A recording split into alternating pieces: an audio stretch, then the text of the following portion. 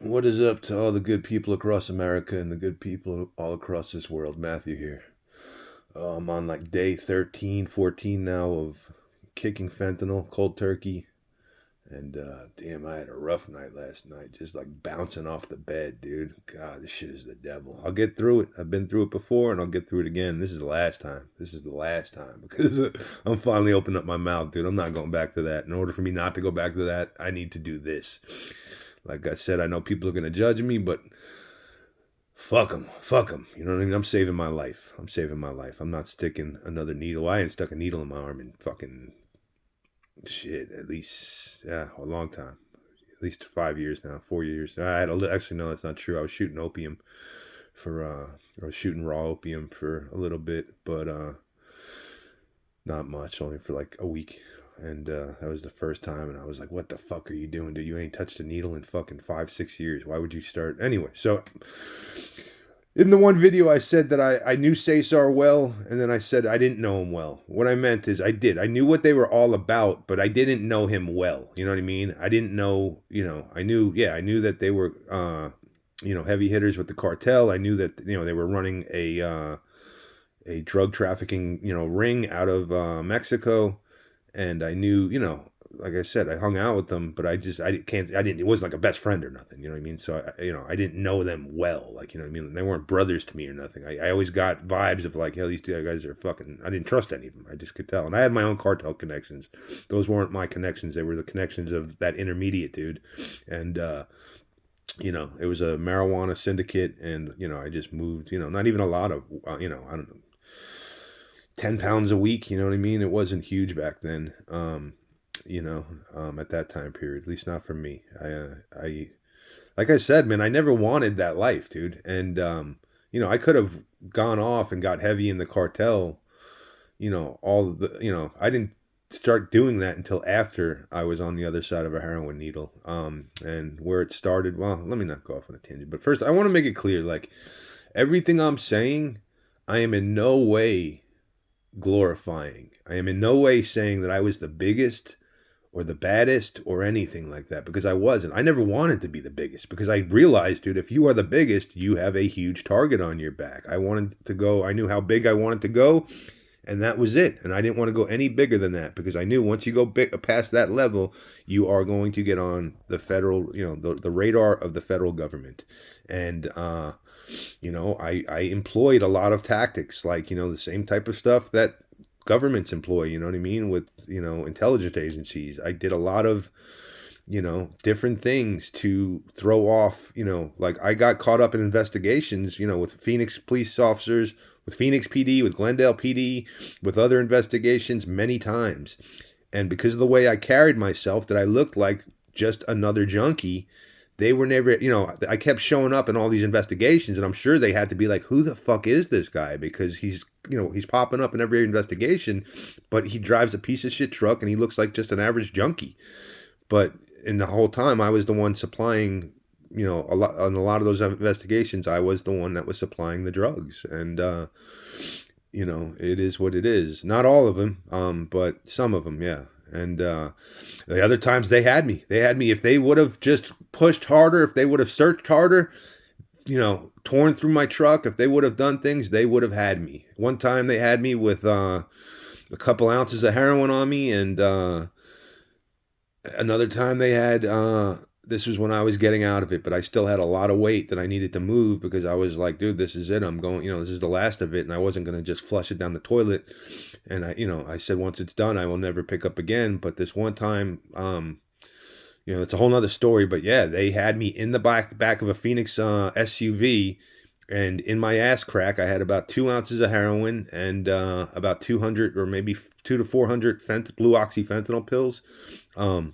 I used to, buy special boxer shorts. Anyway, so, but yeah, they had me dead to rights, but they ended up letting me go, and it was over. Anyway, that's a whole different story. So yeah, I just want to make it clear, like, no, I am, like I said, I am ashamed, dude. Like the older I get, I really am. I mean, we can't change things. I don't beat myself up, but I'm not ashamed. I would be ashamed if I didn't take what I've learned in this life and share it so other young men and young women don't make the mistakes that I made and go down that path. They have this way of duping us into glamorizing the criminal lifestyle. And I just know for me, I mean, I don't know. I can't speak for other people. I can't speak for anybody but myself. But I know for myself, I never wanted that life. You know what I mean?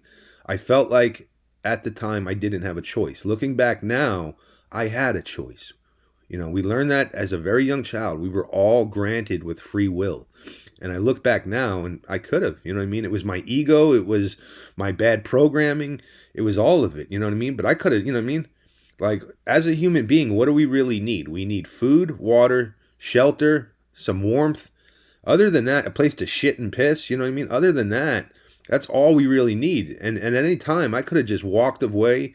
I could have, you know, went and been homeless, you know, whatever. I could have just gave up everything and went and focused on myself and trying to fix myself. But instead, in my head, I said I need to make millions of dollars so I can just lounge and then focus on myself. And that was the plan that I came up with, because it is what it is. But looking back now, no, I could have, you know what I mean? I tried going through programs and I would make it like 2 days, 3 days, and a week, 2 weeks maybe at the most. And I would run. I was a runner, dude. I would run all over this country, all over Mexico, all over. I was just a runner, dude, running from myself, running from my feelings, running from keeping myself in that state of PTSD, living in total chaos at all times, because that's where I'm comfortable, when things are totally chaotic. And, you know, at least when I was younger, you know, now I'm kind of looking forward to, you know, even though the world's getting crazy and, you know,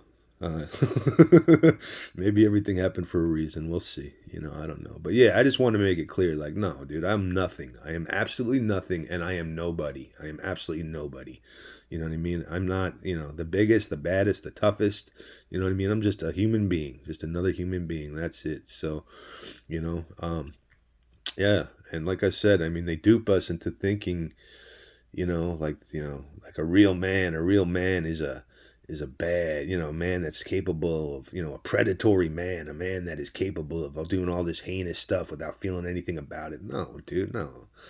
In my opinion, that's a weak man. That's a weak man. A real man, a strong man, is a man who's capable of doing all those things, but who is strong enough not to do those things. That is a real man, in my opinion. You know what I mean? But like I said, who am I?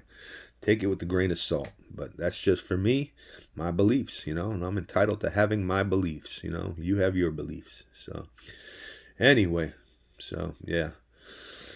Like I said, I had a rough night last night, just bouncing off the bed, dude. Just like, oh God, like the damage that fentanyl shit does, like until your brain heals up from it. You know, at least mine, dude. It takes so long, but you know, I've been through it before, and I've healed up 100%, and I'm gonna do it again. You know what I mean? This is day 13. I wouldn't, you know, if I was gonna break week, I would have broke week by now, and nah.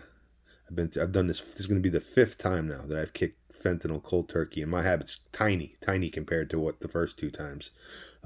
It was about 30 to 50 times larger. My habit was than it is, you know, recently. But anyway, so to anybody that's you know, on that fucking poison, dude, get yourself off of it, man. Get yourself off of it. You don't realize the damage it's doing to you until you have 2 to 3 weeks off of it clean with nothing in your system.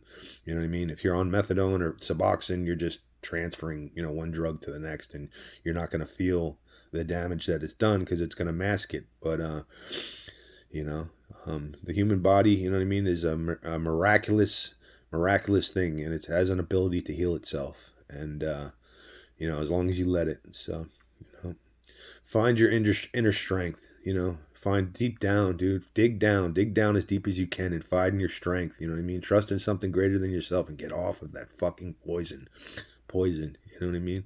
And I will be praying for every single one of you. Please pray for me. Peace.